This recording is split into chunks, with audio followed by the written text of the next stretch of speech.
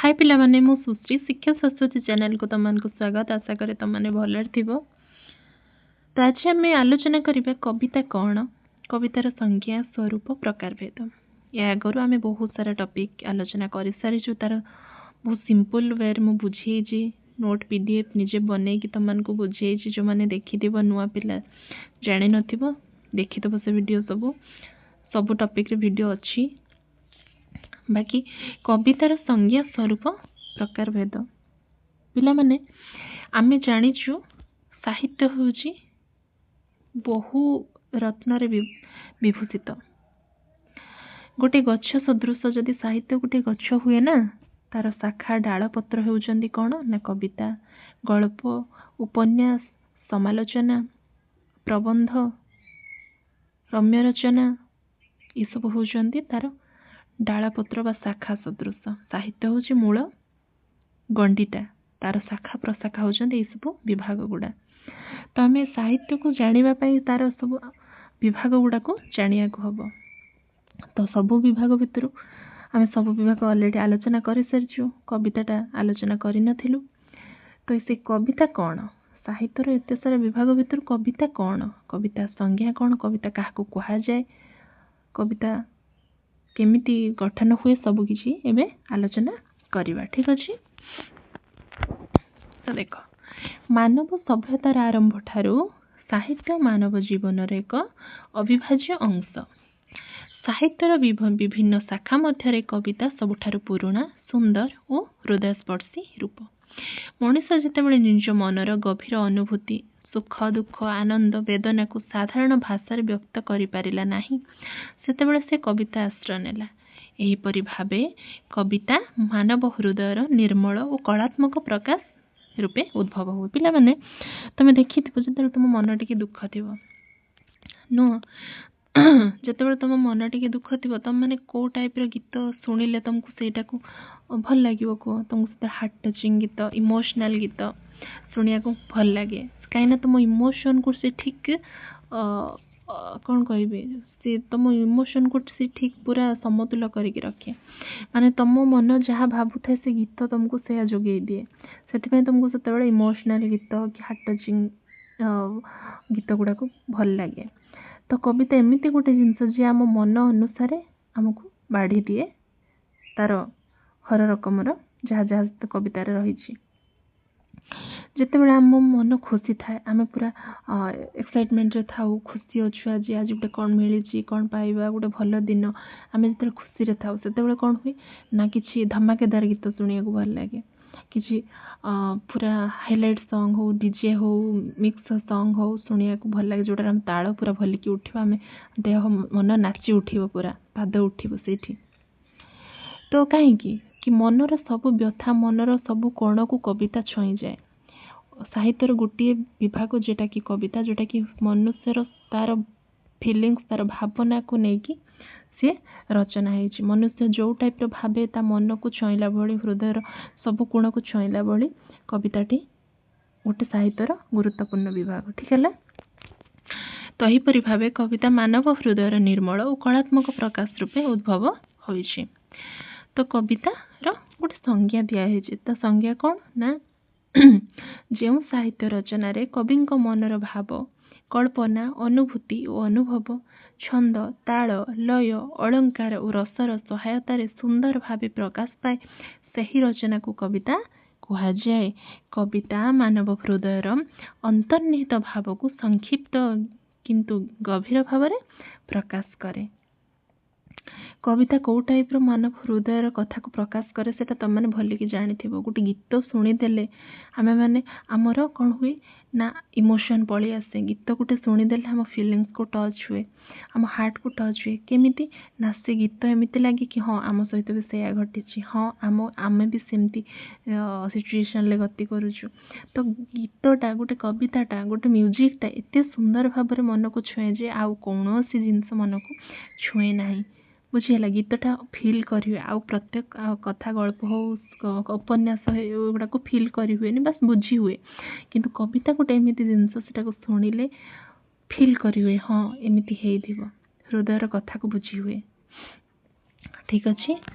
प्राचीन और आधुनिक विद्वानଙ୍କ मत कविता संपर्क किछि विद्वान मानकर होछि मत संज्ञा देइचंती से माने कोन फर्स्ट होछि अरिस्टोटल कोन कहिचंती से ना poetry is an emotion of life बुझे कि गले ना पोएट्री बा कविता होछि जीवन लो गोटे इमोशन गोटे फीलिंग्स गोटे हार्ट रो गोटे कोण रे थिबा किछि भावना इटा होछि कविता बुझियला अर्थात कविता हेउछि जीवन एक कलात्मक अनुकरण प्लेटो कौन कहिसंती ना कविता को से अनुकरण बोली कहिसंती एई पॉइंट गुडा मन रखिबो ए जो संज्ञा देई नांती तुम एग्जाम रे जतो लंग क्वेश्चन ता लिखिबो कविता कोन तार संज्ञा स्वरूप सेता बेले ए किछिटा पॉइंट जो माने कहिसंती प्राच्य पाश्चात्य लेखक माने तांकर पॉइंट गुडा को निहाती ऐड करियो बुझियला प्लेटो कौन कहिसंती ना कविता को से अनुकरण बोली कहिसंती रविंद्रनाथ टैगोर कौन कहिसंती ना कविता हेउछि मनर गभीरतम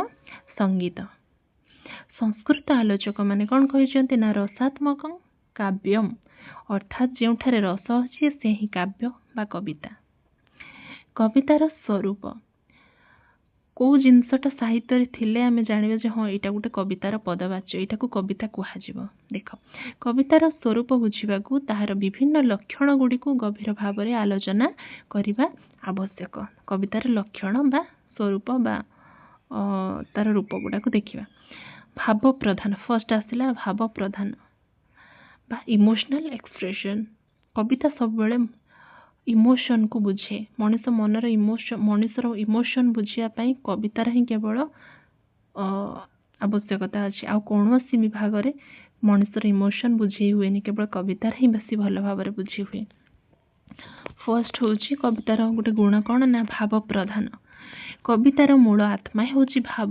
कविंक हृदयर सुख दुख प्रेम विरह आशा निराशा आदि भाव कवितार प्रकाश पाए भाव नथिले कविता जीवंत होई पारे नहीं जणे कवि रोमांटिक कविता लिखिबे जदि तांको मन रे सेमिति रोमांटिक भाव थिले से रोमांटिक कविता लिखि पारिबे जदि कवि जणे दुख रे अछंती दुख रे मिरियमाण होई पडचंती प्रियजन को हरई जंती किछि कष्ट रे अछंत सिए हृदय विदारक कविता लिखिबे दुखपूर्ण कविता लिखिबे तांको मनर हृदयर गभीरतम भाव कोणरू से हृदय विदारक कविताटा आसीबो जने कवि जति प्रेम रे अछंती प्रेम रे पड़ी जंती से किछि प्रेमपूर्ण भल पाइबार कथा कहउचंती तो कविताटा सेही टाइप रो तांको हृदय को नै कि से प्रेम रो कविताटे आसी जिवो तो मनरू कविताटा कवि जने जे लेखुची कविता ता मन रे जो फीलिंग्स अच्छी सी जो कथा भावुची सी जो टाइप रो सिचुएशन ले अच्छी सी सेही टाइप रो कविता लिखिबो जने दुख रे अच्छी दुखपूर्ण कविता लिखिबो जने खुशी रे अच्छी सी खुशी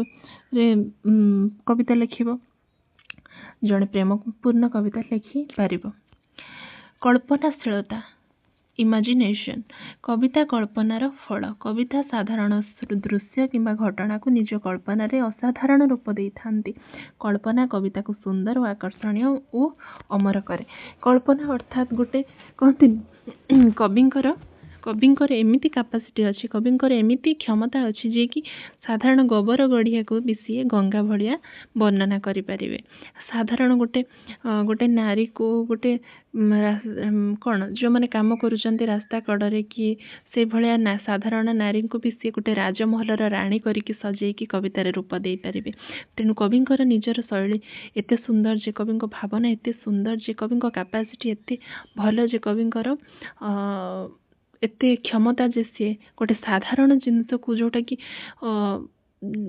कि अतिरंजित नुह सुंदर नुह से असुंदर जिनस को भी सुंदर भाव सजाई पारिबे गोटे साधारण गोटे गछ मूल रे छेड़ा होतिबा गोटे गछ मूल पूजा होतिबा गोटे पत्थर खंडटा को भी ना से बड़ देवलर देवता करिके सजाई पारिबे नुह कि तो कवितारे कवि कल्पना एमिति देई थांती ना से गोटे साधारण असुंदर जिनस भी सुंदर हेकि परिपुष्ट हुए बुझियला तो कल्पनाशीलता होची कवितार भी गोटे मुख्य अंश छंद ताल और लय रिदम एंड मेटर छंद और लय कविता को संगीतमय करे यह श्रोता और पाठक मन को आनंद दे थाए छंद विहीन कविता मध्य रहिथिले मध्य ताहार एक आंतरिक लय आवश्यक थाए ପିଲାମାନେ କ'ଣ ଆମେମାନେ ଗୀତ ଶୁଣୁଛୁ, ଗୀତର ଯଦି ଗୋଟେ ତାଳ ଛନ୍ଦ, ବହୁତ ଗୀତ ଅଛି କିନ୍ତୁ କିଛି ଗୀତ ଦେଖିବ ସେଟା ଶୁଣିନେଲେ ଆପେ ଆପେ ତୁମର ହାତ ଆଙ୍ଗୁଳି ଏମିତି ଏମିତି ଗୀତରେ ତାଳ ଅନୁସାରେ ନାଚୁଥାଏ, ଗୋଡ଼ ଆଙ୍ଗୁଳି ଉଠୁଥାଏ, ଏମିତି ତୁମେ ମୁଣ୍ଡ ଏମିତି ଏମିତି ହଲେଇ ଥାଉ,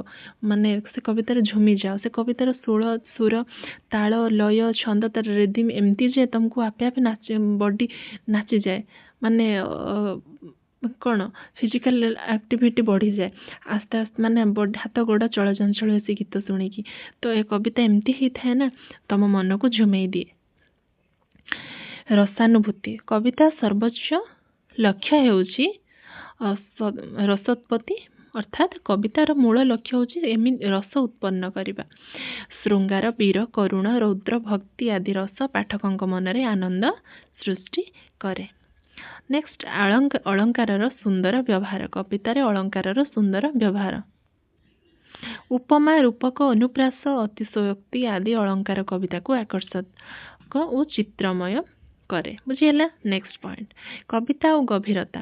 କବିତା ଅଳ୍ପ ଶବ୍ଦରେ ଗଭୀର ଅର୍ଥ ପ୍ରକାଶ କରେ। ଏହି ସଂକ୍ଷିପ୍ତତା କବିତାକୁ ଅନ୍ୟ ସାହିତ୍ୟ ଓ ରୂପଠାରୁ ଭିନ୍ନ କରେ। କବିତା ଗୋଟେ ଏମିତି ଜିନିଷ, ସେଥିରେ ବେଶୀ କିଛି ବର୍ଣ୍ଣନା ଦରକାର ନାହିଁ, ଏମିତି କିଛି ୱାର୍ଡ ଗୋଟେ ଲେଖିଦେବା ଦରକାର, ସେଇ ୱାର୍ଡରୁ ଜଣଙ୍କ ମନର ସବୁ କଥା ବୁଝି ହେଉଥିବ। କବିତା ଏମିତି କିଛି କଥାକୁ ବର୍ଣ୍ଣନା କରେ ଯେଉଁ ୱାର୍ଡରେ ଆମେ ମଣିଷ ମନର କଥାକୁ ବୁଝିପାରୁ। କବିତାରେ ବେଶୀ କିଛି ଗଭୀର ଦରକାର ନାହିଁ, କବିତା ବେଶୀ ବଡ଼ ବୃହତ୍କାର ହେବା ଦରକାର ନାହିଁ, ଦୁଇ ପଦ କଥାରେ ଆମେ ମଣିଷ ମନର, ତା ହୃଦୟର ବ୍ୟଥାକୁ ବୁଝିପାରିବା, ଜାଣିପାରିବା। ବ୍ୟକ୍ତିଗତ ଓ ସାମାଜିକ ଭାବ। କବିତା କେବଳ ବ୍ୟକ୍ତିଗତ ଭାବ ନୁହେଁ। କବିତା ଖାଲି ଯେ ଜଣେ କବି ଲେଖୁଛନ୍ତି ତାଙ୍କ ମନର କଥା, ତାଙ୍କ ମନର ଦୁଃଖ, ତାଙ୍କ ମନର ଭଲ ପାଇବା, ପ୍ରେମକୁ ପ୍ରକାଶ କରିବେ, ସେଇଆ ନୁହେଁ। ସମାଜ, ସନ୍ଦେଶ, ପ୍ରକୃତି ଓ ମାନବତାର ପ୍ରତିବିମ୍ବ ବି ରହିଥାଏ। ସମାଜକୁ ନେଇକି ବି କିଛି କବିତା ଲେଖାଯାଇଥାଏ, ଦେଶକୁ ନେଇକି ଦେଶପ୍ରେମମୂଳକ କବିତା ଲେଖାଯାଇଥାଏ, ପ୍ରକୃତିକୁ ନେଇକି ତ ହର ରକମର କବିତା ଅଛି, ତମମାନେ ଜାଣିଥିବ, ସେଟା ବି ଲେଖାଯାଏ। କେଉଁ କବି ତାଙ୍କର ନିଜ ପ୍ରେମରେ ପଡ଼ିକି କବିତା ଲେଖନ୍ତି, ତ କେଉଁ କବି ଦେଶ ପ୍ରେମରେ ପଡ଼ିକି କବିତା ଲେଖନ୍ତି, କେଉଁ କବି ପ୍ରକୃତି ପ୍ରେମରେ ପଡ଼ିକି କବିତା ଲେଖନ୍ତି। ବୁଝିହେଲା? ଉପସଂହାର ବା କନକ୍ଲୁଜନ। ଏହିପରି ଭାବେ କହିପାରିବା ଯେ କବିତା ମାନବ ମନର ସର୍ବୋତ୍ତମ କଳାତ୍ମକ ଅଭିବ୍ୟକ୍ତି। ଭାବ, କଳ୍ପନା, ଛନ୍ଦ, ରସ, ଅଳଙ୍କାର ସମନ୍ୱୟରେ କବିତା ପାଠକଙ୍କ ହୃଦୟକୁ ସ୍ପର୍ଶ କରେ। ସାହିତ୍ୟରେ କବିତାର ସ୍ଥାନ ସର୍ବଦା ଅମଳିନ ଓ ଅମର। ଆଶା କରେ ପିଲାମାନେ ଭିଡ଼ିଓଟା ତୁମମାନଙ୍କୁ ଭଲ ଲାଗିଥିବ। ଯେଉଁମାନଙ୍କୁ ଭଲ ଲାଗିଥିବ ନିହାତି ରୂପେ ତଳେ କମେଣ୍ଟ କରିବ କି ଭଲ ଲାଗୁଛି ବୋଲି, ଯାହାକି ମୋତେ ଶୁଣିକି ଭଲ ଲାଗିବ। ଆଉ ବାକି ରହିଲା ତୁମମାନଙ୍କୁ ଅଲଗା କେଉଁ ଟପିକ୍ରେ କ'ଣ ସବୁ ଦରକାର, ତୁମମାନେ ପଢ଼ିବାକୁ କଷ୍ଟ ହେଉଛି, ସେଇଟା ବୁଝିପାରୁନ, କନଫ୍ୟୁଜ୍ ହେଉଛ, ନିହାତି ରୂପେ କମେଣ୍ଟ କରିକି କହିବ, ଆମେ ସେ ଟପିକ୍ରେ ଭିଡ଼ିଓ ଆଣିବା। ବାକି ଚ୍ୟାନେଲରେ ନୂଆ ଥିଲେ ନିହାତି ରୂପେ ଚ୍ୟାନେଲକୁ ଲାଇକ୍, ସେୟାର, ସବସ୍କ୍ରାଇବ୍ କରିଦେବେ, କାହିଁକିନା ଆମେ ଏମିତି ପ୍ରତ୍ୟେକ ଭିଡ଼ିଓକୁ ଆଣିବା, ପ୍ରତ୍ୟେକ ସବଜେକ୍ଟ ଆଲୋଚନା କରିବା, ସୁନ୍ଦର ଭାବରେ ତାକୁ ବୁଝିବା ଆଉ ବୁଝେଇବା। ଠିକ୍ ଅଛି, ରହୁଛି, ଧନ୍ୟବାଦ। ଦେଖାହେବା ପରବର୍ତ୍ତୀ ଭିଡ଼ିଓରେ।